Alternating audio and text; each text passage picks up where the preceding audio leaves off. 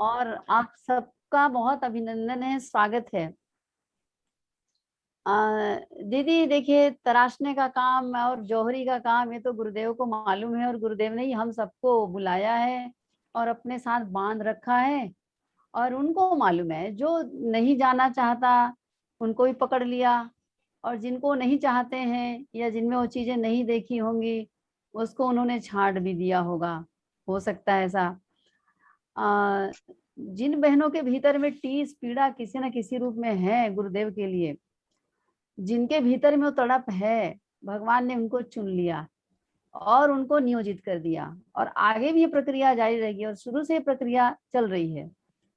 पहले जो प्रक्रिया थी वो कुछ मंद थी, अब ये प्रक्रिया बहुत तेज गति से चल रही है, ऐसा प्रतीत होता है। हमारी बहनें वास्तव में, आज दो बहनों का फोन आया था, तो बोले वो दीदी हम लोग पहली बार जा रहे हैं। कल रात में एक फोन था, मैं दीदी का नाम नहीं लूंगी, बोली मैं तो घूंघट में रहती थी, इतना घूंघट रहता था, अब वो घूंघट से अब कहाँ से कहाँ हम पहुंच गए, अब देखो कितना अंतर पड़ गया। तो ये यात्रा ऐसे ही है। ये पहली बार कार्यक्रम में जा रहे हैं तो भाई, पहली बार तो पहली बार ही होता है। पहली बार जब तक नहीं हुआ तब तक चौथी बार कैसे होगा। ये हमारी भी वही कहानी है। जो बहनें निकल चुकी, सरला दीदी से पूछ लीजिए, तो पहली बार कभी ना कभी वो निकली होंगी। तो पहली बार निकलना ही पड़ता है, और जब पहली बार के लिए हिम्मत एक बार कर लेते हैं, बस उसके बाद में जैसी पहली बार वाला टैग खत्म होता है ना, उसके बाद फिर आकाश में उड़ते हैं। तो सब बहनों के सामने छूने के लिए आकाश की ऊंचाइयां हैं और सागर की गहराइयां पड़ी हैं सामने। और कोई सीमा है क्या? नहीं, कोई सीमा नहीं है। असीमित हमारे सामने फील्ड पड़ा हुआ है। बस एक ही चीज है कि अपने भीतर जितनी गहराई में हम उतरेंगे, अपने भीतर जितनी अधिक समझ विकसित करेंगे, और जितना ज्यादा समर्पण विकसित होगा, उतना ही ज्यादा हमारा रास्ता खुलता हुआ चला जाएगा। अभी हमारी बहनें बहुत सारी क्या सीखेंगे, ये सीखने का ही क्रम है ये। अभी तक अपने घर में रह करके या अपने मंडल में चार बहनों के साथ में बैठ करके कर लेते थे, लेकिन जब आप घर से बाहर निकलेंगे, चार बहनों के साथ में 2 दिन गुजारेंगे, तो अलग तरह का अनुभव होगा। तालमेल की नई समस्या, तालमेल का नया अनुभव, नए लोगों के बीच बोलने का अनुभव, नई जगह रहने का अनुभव, कम साधन सुविधाओं में रहने का अनुभव। तो ये ढेर सारे ऐसे अनुभव होते हैं, और ये अनुभव जरूरी, ये सब अनुभव जरूरी होते हैं। जैसे जैसे हमारा अनुभव पकता जाता है, हम परिपक्व होते जाते हैं, हमारा रास्ता आगे आगे और खुलता जाता है, और नई सफलता मिलती है। सफलता के साथ में नई नई जिम्मेदारियां मिलती हैं। तो लगता है सफल कौन नहीं, लेकिन वही सफलता नई नई जिम्मेदारियां लेकर के आती है, नए नए मार्ग लेकर के आते हैं। और 21वीं सदी नारी सदी जब कह रहे हैं, इसका मतलब ही ये है कि हर बहन, हर एक बहन नई जिम्मेदारी को ओढ़ने, नई जिम्मेदारी को स्वीकार करने, अपने कंधों पर लेकर के चलने के लिए अपने आप को तैयार रखें। और उस तैयारी में दोनों बातें आती है, एक आंतरिक तैयारी भी आती है और एक बाह्य तैयारी आती है। आंतरिक तैयारी में हम लोग प्रशिक्षण के अंतर्गत काफी हद तक इस बात को स्वीकार आप किए होंगे, आप जाकर के दूसरों को ही पढ़ाएंगे। आंतरिक तैयारी ही महत्वपूर्ण है, सबसे महत्वपूर्ण। जितनी गहरे हमारी जड़ें होती हैं होंगी, उतना ही पेड़ जो होता है वो ऊपर की ओर वो ग्रोथ करता है, ऊपर विकास करता है। और अगर उसकी जड़ों को काट दिया जाए या उसका जड़ विकसित ना हो, तो वो फिर ऊपर ग्रोथ नहीं कर पाता।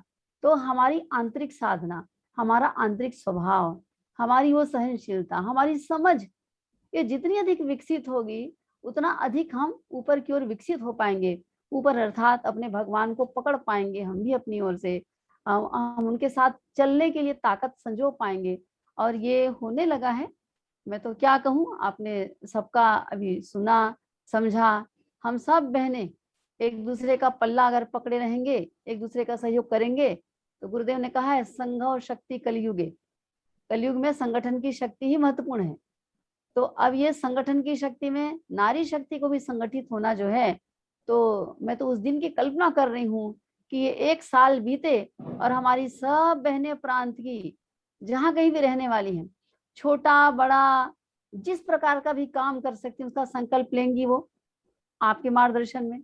और संकल्पित होकर के वो 4 महीने काम करेंगी। आप जो संकल्प दिलाएंगे वो उनका 3-4 महीने का रहेगा, मात्र 3-4 महीने में संकल्प को पूरा कर लेंगी और ये कारवां जो है वो 1 साल तक चलता रहेगा।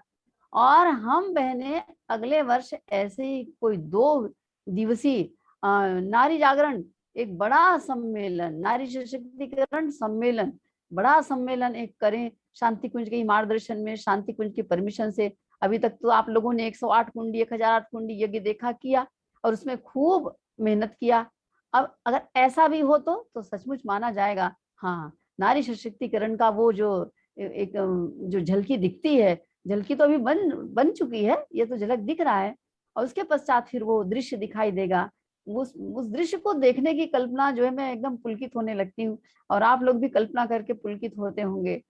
तो वो दिन आने वाला है जब वास्तव में हम अपनी आंखें मूंदने के पहले, आप लोग तो यंग एज के लोग हैं वो तो रहेंगे, लेकिन जो अपनी आंखें मूंद सकते हैं आगामी 10-20 वर्षों में, तो वो अपनी आंखों से देख लें तो कितना अच्छा होगा। तो मैं ये कल्पना करती रहती हूँ जितना जल्दी हो सके। एक हमारी उषा किरण गई, उषा किरण का ही काम है ये श्रेय जो है वो वास्तव में शुरुआत में हमारी बहन श्रीमती उषा किरण को जाता। मुझे तो स्वर्गीय कहने का मन नहीं करता उसको। और उन्होंने शुरुआत की थी, जो कुछ भी उनकी कविताओं को पढ़ा करिए, आप देखिए, आप अपनी कार्ययोजना कार्यशाला में उनकी कविताओं को पढ़ सकते हैं। और वो जो शुरू हुआ, शुरू होने के बाद ये यहाँ तक जो कारवां चला कोरोना काल में, अब आगे आगे वो 10 गुना ज्यादा बढ़ना है। आप जिले की बात कर रहे हैं, आप अपने जिले को संभालेंगे, आप अपने प्रांत को संभालेंगे, नहीं साहब, केवल प्रांत नहीं, आप प्रांत से बाहर निकल करके, जैसे हम लोग बाहर जाते रहे, वैसे ही आप प्रांत से बाहर जाकर के दूसरे प्रांत में नारी जागरण कार्यशाला और तमाम सारे जितने भी आंदोलन हैं उनका प्रशिक्षण देने के लिए आप जाएंगे। आप सोच रहे होंगे हम लोग तो नारी जागरण वाले हैं। नारी जागरण के अंतर्गत सारी कार्य योजना, सारी आंदोलन समाया हुआ है और वो सब कुछ नारी कर ले अपने बूते, अपने बलबूते, ये चीज चाहिए और उसके लायक आपको तैयार होना है।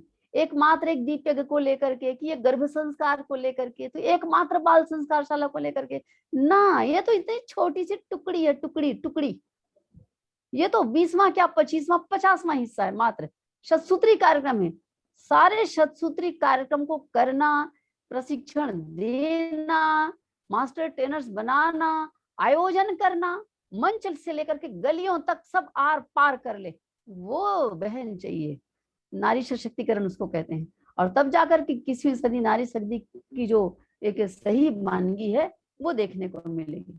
तो आप सबको बहुत बहुत पुनः बधाई और मैं बहुत धन्यवाद करती हूँ, आभार करती हूँ हमारे ओपी राठौर भैया जी का, जिन्होंने अपने प्रेरणा, अपना सहयोग, अपने मार्गदर्शन और सही मामले में, जैसे मैं कल्पना करती हूँ, गुरुदेव ने वंदनीय माता जी को बढ़ाया।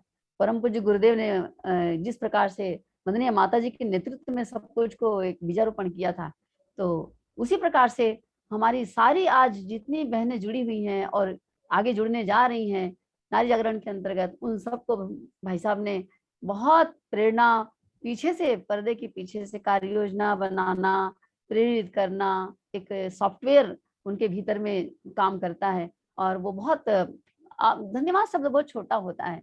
मैं सारी बहनों की ओर से उनका आभार करती हूँ और बहुत बहुत धन्यवाद। आप सब बहनों को बहुत अभिनंदन और बहुत सारी शुभकामनाएं और हम लोग ऑफलाइन बहुत जल्दी मिलेंगे। कुछ बातें होंगी सूचना के रूप में, मैं मैसेज में डाल दूंगी। अभी छोटी सी सूचना एक बता देती हूँ, पुनः बता देती हूँ, समय बहनें ज्यादा जुड़ नहीं पाई थी। प्रशिक्षण के दरमियान एक बात आई थी कि टोली नायक बहन जो हैं, टोली नायक और सदस्य भी, कि एक टोली की डायरी हुआ करेगी और डायरी को भी भर लेंगे। तो अभी आपको डाल दिया होगा, डाल देंगे, अभी उसको सेंड कर दूंगी मैं सभी ग्रुप में भी, आप बहनों को भी उसको लेकर के प्रिंट निकलवा लेंगे और उसको लेकर के टोली में भी जाएंगे और जो हमारी आयोजक बहन है वो भी उनको भर लेंगी। ये आपकी अपनी डायरी है तो उसको देख लेंगे आप लोग, रिकॉर्ड में उसको रखेंगे। बस ये बात थी।